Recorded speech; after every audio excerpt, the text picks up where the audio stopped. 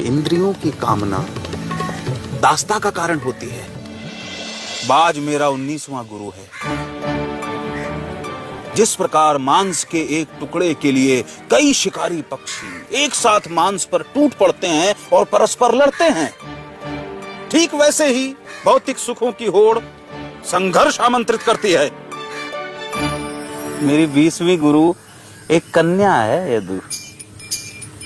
एक बार कुछ लोग एक कन्या का हाथ मांगने उसके घर आए। उस समय उस कन्या के माता पिता घर पे नहीं थे, तो अतिथियों को आया देख उस कन्या ने भोजन के लिए धान कूटना शुरू कर दिया।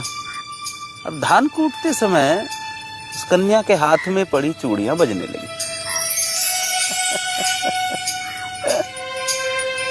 चूड़ियों की खनकने की ध्वनि से अतिथियों को परेशानी न हो, इसलिए उसने दोनों हाथों में एक एक चूड़ी रख बाकी चूड़ियां उतार दी। इस घटना से मैंने जाना कि दूसरे के होने से स्वर शब्द खटकने लगते हैं, बजने लगते हैं। इसलिए साधक को अकेले रहना चाहिए। सर्प मेरा 21वां गुरु है यदु। सर्प घर नहीं बनाता, वैसे ही अध्यात्म के पथिक को अनिकेत रहना चाहिए।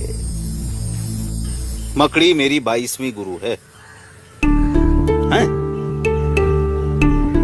जैसे मकड़ी अपने जाल की रचना करती है, उसमें विचरण करती है और अंत में उसे ही निगल लेती है, वैसे ही आत्मा अपने संसार की रचना करता है, उसमें विचरण करता है और अंत में यह संसार उसी में विलीन हो जाता है। यदु इल्ली मेरी 23वीं गुरु है। इल्ली लगातार भ्रमर की ओर देखती रहती है। यह निरंतर भ्रमर की ओर ध्यान इल्ली को भ्रमर में परिवर्तित कर देता है। गुरु और शिष्य की चेतना का यह संबंध मेरा 23वां गुरु है। मेरा 24वां गुरु जल है। जल सबकी प्यास बुझाता है। मनुष्य, पशु पक्षी, पेड़ पौधे सभी को जीवित रखता है और हमेशा सबसे निचली जगह पर रहता है, हैं? वैसे ही बुद्धिमान को भी हमेशा सबसे नगण्य स्थान ग्रहण करना चाहिए।